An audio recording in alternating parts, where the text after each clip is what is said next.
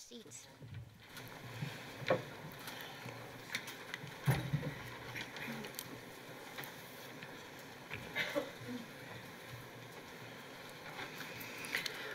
Great. Good morning, everyone, and welcome to Thursday. And those of you who still enthusiastically here, we appreciate your energy and persistence, and it's wonderful to have everybody in the room today. I'm Linda-Gail Bekker, President of the International AIDS Society, International Chair for AIDS 2018. This press conference is being live streamed on AIDS 2018 website. There will also be an archived recording available later in case someone can't make it. But to those of you watching this morning, welcome, nice to have you. This official press conference is going to focus on sex workers and so-called in-demand policies, and more broadly, the topic of decriminalization. Of course, this is a topic that has attracted increasing attention, and rightly so. The impact of laws are intended to end demand for sex work. But as I think you'll hear from the panelists here, these end-demand laws, where they have been adopted or are being adopted and are being considered in a number of countries. And typically under these laws, sex workers themselves commit no crime, but their clients and third parties are criminalized. Supporters of end-demand laws have argued that this approach will increase sex workers' access to essential services, including HIV prevention and care. We're going to hear from two authors today that I think bring some truth and evidence to that hypothesis or statement, and I'm looking forward to hearing from them. So as of this moment, the embargo on those two studies are now lifted. So it's my great pleasure to move to our first speaker, Elena Argento of the University of British Columbia. Elena will share an analysis of a Canadian in-demand policy and its impact on sex workers' ability to access HIV care.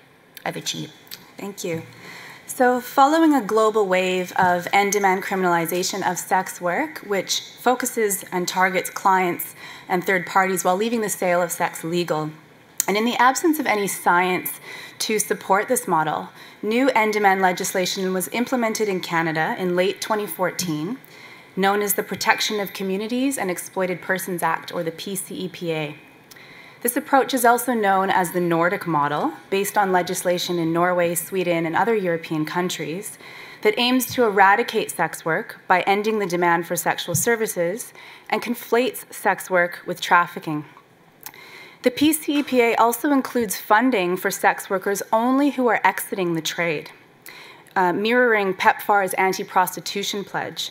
This is a major concern because this approach has been shown to limit resources to support community empowerment, which is critical to preventing violence and HIV. Given there is limited evidence on the effectiveness of end-demand models, we conducted a longitudinal study to evaluate how the PCEPA impacted sex workers' access to health and sex worker-led support services pre- versus post-law reform.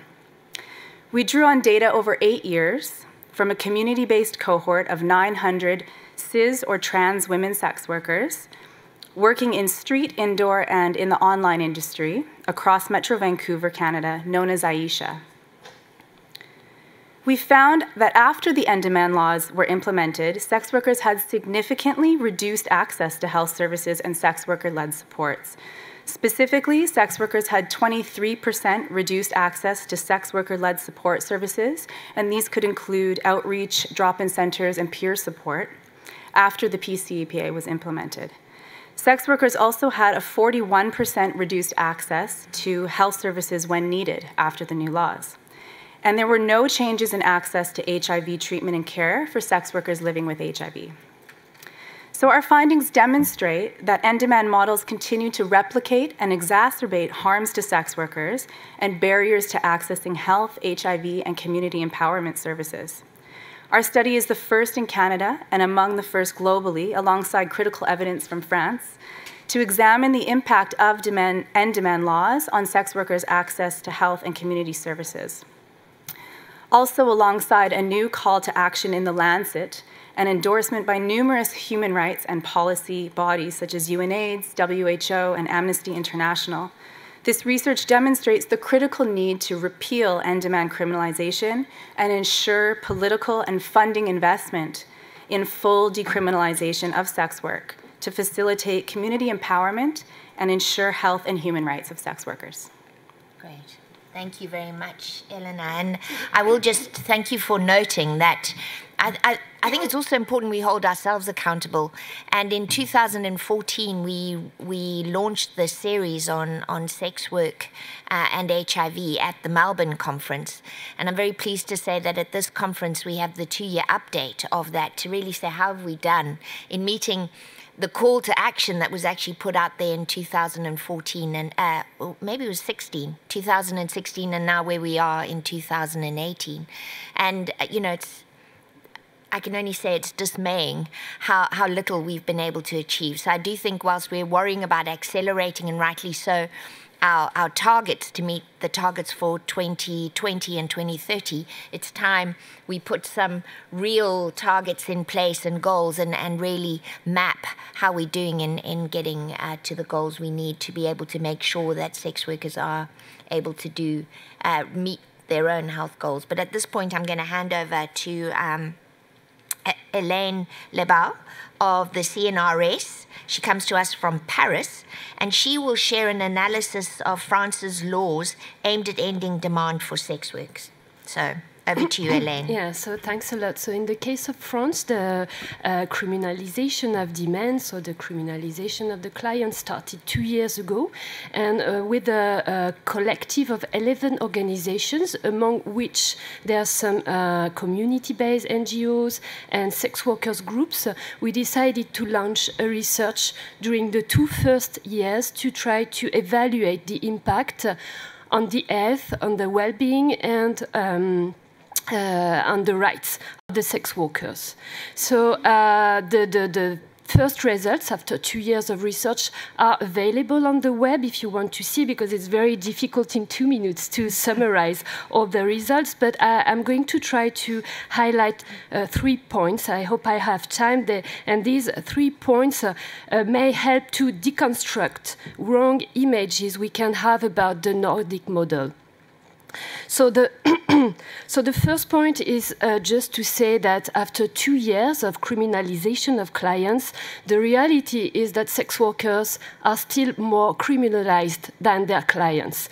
Because of local measures, you can still, it's still the sex workers that are more often arrested, more often controlled by the police, and pay more fines than the clients today. So even if we have introduced the Nordic model in France, and even if the objective of such a law is supposed to be to protect the sex workers. So the second point is that it doesn't matter if you criminalize the sex workers' practices or if you criminalize the clients, the stigma is still there. It doesn't change anything in terms of stigma. On the opposite, the survey shows very well that in the case of France, during these 2 years, stigmatization has increased.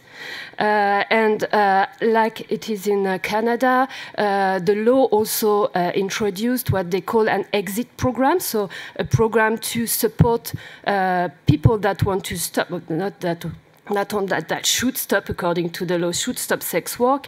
And there's a real fear from the point of view of sex worker, a real fear that such an exit program would further stigmatize the one that don't want to stop sex work or the one that cannot stop sex work.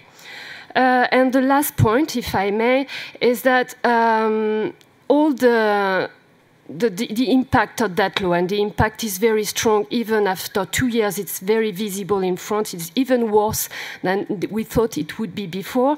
So in terms of the fact that it's violence is increasing, working conditions are more dangerous, autonomy is decreasing for the sex worker, and all these elements are often described by the policymakers or by the prohibitionist activists as collateral damages. And the question from that the sex workers have raised in the survey is, can we is it morally acceptable to consider this impact as just collateral damages? So this is just the 3 points I wanted to highlight. Thank you, Hélène.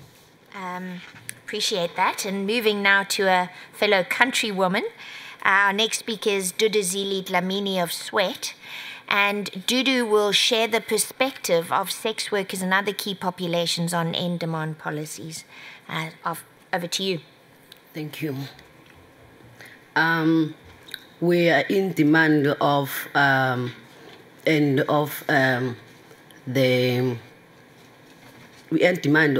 policies because of criminalization. It's not a model that it's working for us, especially in South Africa. In South Africa, for now, we are criminalized since 1962. That is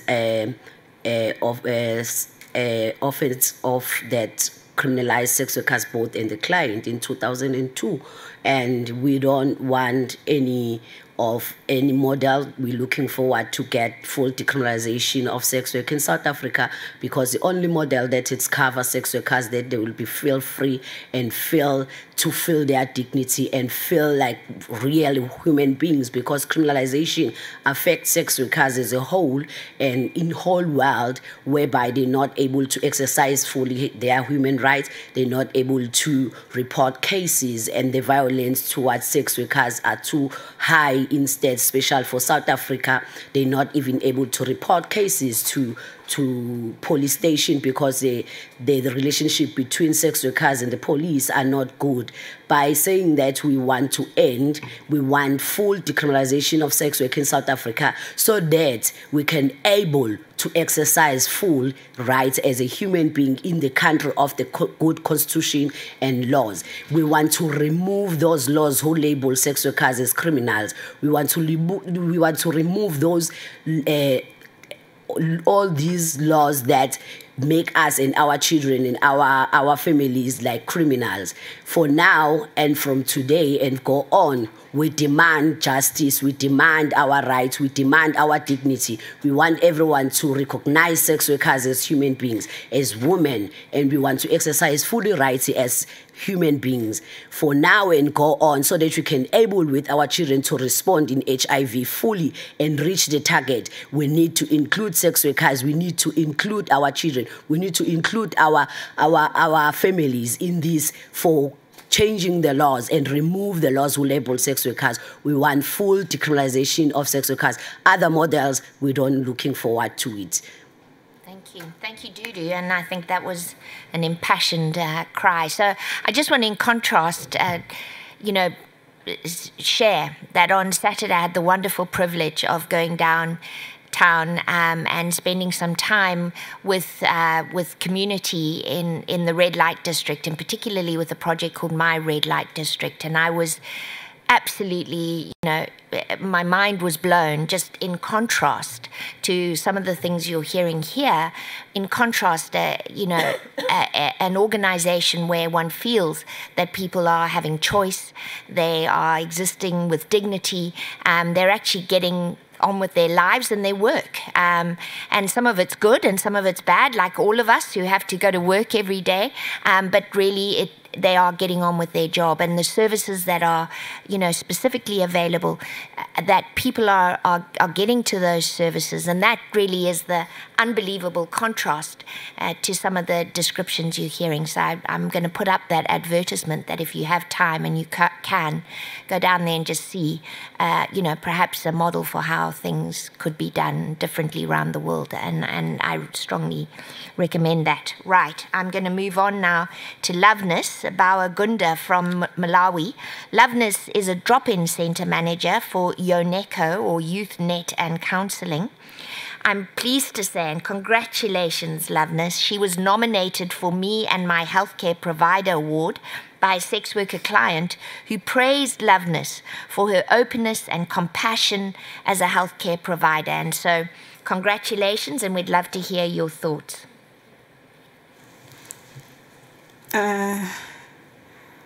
Sex working in Malawi, I'll talk on perspective of Malawi, my country. Sex working in Malawi is not allowed. but the prevalence rate for sex workers is at 62%. The prevalence rate of HIV for sex workers is at 62%, which is much higher than that of the general population, which is around 10%. But the government, everyone is still neglecting that. I'll just give some of the examples of stigma and discrimination that is happening in Malawi. Most of sex workers, they are not attended well when they go to the health facilities to assess health care services like prevention, HIV prevention and treatment. Every time they go to the health facility, they are neglected because they are sex workers. And when they go to report to the police, they are not assisted accordingly. They are just because they are sex workers. It's only because of the organization that I'm working with, YouthNet and Counseling, that fights for the minorities in the country. So if it wasn't for that, sex workers, they are very discriminated and stigmatized. There's this example, one sex worker went to the health facility to assess ARVs, and the health care provider said, I cannot assist you because you contracted the virus deliberately. And she defaulted from taking ARVs, and the viral load was very high. The moment she came to our drop-in center, we tested her, the viral load, it was very high. Then we started with the organization I'm working with, YONECO. We started sensitization of the health care providers in different health facilities. And at least some of them, they understood and take it and started providing health care services where to the sex workers. And there was another one who was beaten up by the client, and the moment she reported the case to the police said, you are a sex worker, you deserve it. So sex workers in Malawi, they really face stigma and discrimination a lot, especially in those districts where linkages project is not implemented. But in the districts where a linkages project is implemented, it has been reduced. Yeah. Thank you, Loveness, and once again, thank you for being a shining example to my colleagues as healthcare providers to pull up their socks and do things differently. So thank you for that. Our next and final speaker is Cynthia Samuels of the Guyana Sex Workers Coalition. And Cindy is one of our rising youth leader stars, and she'll actually be coming to you on Friday in her plenary to share her work as a youth advocate, and the plenary is entitled Growing into HIV Leadership. So over to you, Cindy. Hi. Firstly, I would like to say that there's a lot of work still needs to be done with the public when it comes to sensitization and knowing what is sex work and what it isn't. Sex workers are not all victims, because it's like, soon somebody hear you're a sex worker, they say, oh, you have AIDS or you have HIV, and this is a major misconception that needs to be fixed. Mm-hmm. There's a lot of presentation that I've been seeing about Guyana, which is true that between the ages of 70 to 24 are the most newly infected young adults. This is so because in Guyana, the age of consent is 18 years, but you cannot access... The age of consent, is 16, but you cannot access health care until you're like 18 years. So by the time a young adult finishes school at 17, they're already sexually active and might not know their status because they cannot access health care. By the time we get them tested, because some of them, whether we turn a blind eye, they are young persons from the age of like 15 to 17 that are in sex work, but we cannot put them in our data because they are underage. So sometimes when we do test them and we find out that they're positive, we try to find ways to get them on the medication and what's not. But when they are of age to actually access healthcare, especially the ones that we are not able to meet, it's like sometimes the virus has already rapidly spread, so we have to pay special attention to them. It's like nurturing a plant from seed to seedling up. Data also shows that 63% of persons infected with HIV are youths. Early engagement of young people give them the tool to allow them to be more informed when they are engaged in sexual behavior, which is something that we are fighting for right now in Guyana, that they need to start teaching appropriate HFLE and sexual reproductive health in schools. Great. Thank you so much. So we're now at the point where we'll invite questions. And if you have any questions, please, as usual, go to the microphones, which are coming. And if you just let me know who you are and whom you are directing your question to, that'll be great. Thank you. Kerry? Kerry Cullinan from Healthy News South Africa. My question's to Elena. You said that there was a drop of around 40% in access to services, healthcare services for sex workers. Can you explain why? What was the reason for that? Yeah, well, there was a 41% reduced access to health services when needed, which is what we asked the sex workers. And you know, basically it's a result of having these end-demand policies that are simply reproducing the same risks and harms that we saw in the previous criminalized model. So, you know, for reasons related to stigma and discrimination and being unable to access safe and non-judgmental health services. Yes, you may. Do you still have the mic? Sorry, I just can't understand. So it was, in Canada, sex work was criminalized, and then you brought in the Nordic model. Is that right? Yes, that's right. Because then what you're saying is that access to services was 40% worse than after a portion had been decriminalized. So what you're saying is that it was better when it was completely criminalized then. No, is that right? It was both models are criminalized. So it simply shifted the target to the clients. So previously it was the sex worker themselves that were being criminalized, and what our study really shows is even when you switch it to targeting the clients and third parties, you're seeing the same risks and harms, and you know, in fact, we actually saw it got worse, which in a way is surprising, but that's what we found. Yeah, Hélène. Yeah, maybe I can just add something about the French case. We have seen the same result, and one of the reasons is that when you have you need to work in less visible places because the clients don't want to be arrested by the police. And one of the impact is that many sex workers, they move to different cities. They move a lot. They work on the internet. They book a place through Airbnb, etc. And when you move to another city, you usually don't know where to go to have health services. So this is also maybe one reason why the access to health services is decreasing. So perhaps drives people even further underground, as it were, because now the client is demanding for their safety that they are more... And I don't know about Canada, but another reason is also that working conditions are worse, they earn less money, etc. And we have observed a lot of people going to depression. And when you're depressed, you don't feel like going to the health center, etc. So that may be also another reason why. Right. So sort of hopelessness, I guess. Any other questions? Yes.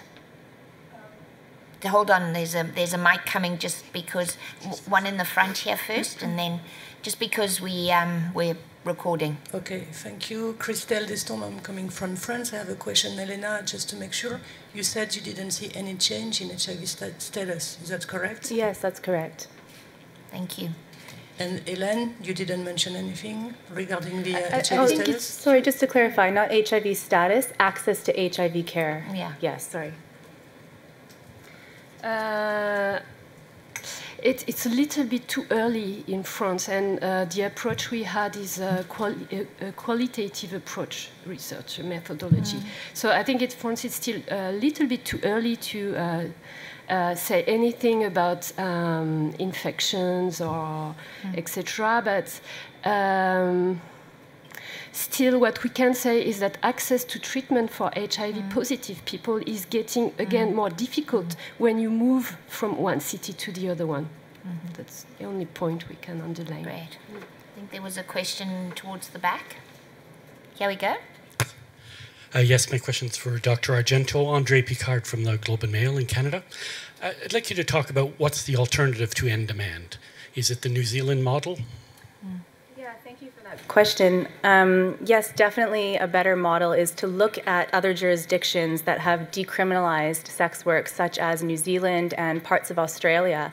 And they have actually seen better health outcomes in these decriminalized models. So we really should be looking to these other countries and jurisdictions that have a decriminalized model and are actually showing the evidence that this is a safer and better model for sex workers.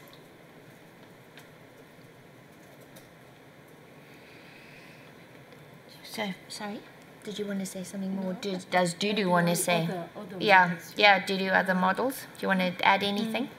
Yeah, as Sweat and Sisonke, Sweat is a sex workers education and advocacy task force, and Sisonke movement of sex workers and mothers for the future, with the projects we're working direct with mothers and their children. We're advocating fully decriminalization of sex work in South Africa. For now, in South Africa, we really criminalize, and sex workers are experiencing a lot of violence. They get killed. They're experiencing stigma and discrimination towards when they go into clinic and access health services, and they also not able to work with police. They're using condom as evidence to identify if they are sex workers. We've been done a lot of lobbying in Parliament to look at that model of New Zealand, how it's look like. But my opinion as a sex worker, as Sisonke mobilizer, we want full decriminalization in South Africa because it's only model that it shows that sex workers, they will be fully exercise human rights as human beings. And the fact that they're using the long laws that they've been used in 1957, that is the act that is criminalized, and they change in South Africa, they criminalize the sex worker, and then they come back and criminalize both sex worker and the client. And that means that we're not moving forward in the country, that it's already progressive in terms of laws and policies. But only sex workers who not look at as a human beings, that law still stays and takes long to be processed. Even now, we are still waiting for the community and the public domain to participate, because social development, social justice still staying with the reports of recommending what really they recommend for South Africa. But the fact that we are still lobbying and we're not gonna get change what we want as an organization, as SWET, Sex Workers Education and Advocacy Task Force, and the sex workers. We want full decriminalization, and we want all the countries to recognize the sex workers with the respect, with the dignity. We want sex workers justice. We don't want to be out of the system, that justice can support us when it comes to experiencing gender-based violence, when we're experiencing violation, when we're experiencing everything that is stigma, discrimination against us. We are tired of people that coming with their moralities in their houses and develop policies that they build their beliefs to say that sex workers are bad people, sex workers. We choose to be. We are not victims. The fact that we are human beings and we need to exercise fully human rights in South Africa. Now, it's end of no criminalization, no stigma discrimination, no gender-based violence towards sex workers, including their children. We want full decriminalization, no other model. New Zealand have an example. We have Australia in Sydney. I've been there in New Zealand. Look at it, how the model look like. It's look like very well, and it's a win-win solution for everyone, so that the police can respect sex workers. Everyone respects sex workers. They choose. Remember, sex workers are not the victims. Sex workers are mothers. Sex workers are sisters. Sex workers are fathers of their houses. They work. There is a lot of people who benefit in this money. We pay a lot in economic because of the hotels, the taxis, the people, the schools, even the church, they take from this money. There is a lot. We want the policymakers, we want lawmakers to know that this economic that we contribute a lot to them, they must recognize us. They must know that we contribute a lot in economic in each country. Thank you. Thank you. Thank you, Dudu. I think, are there any other questions that may have. Yeah.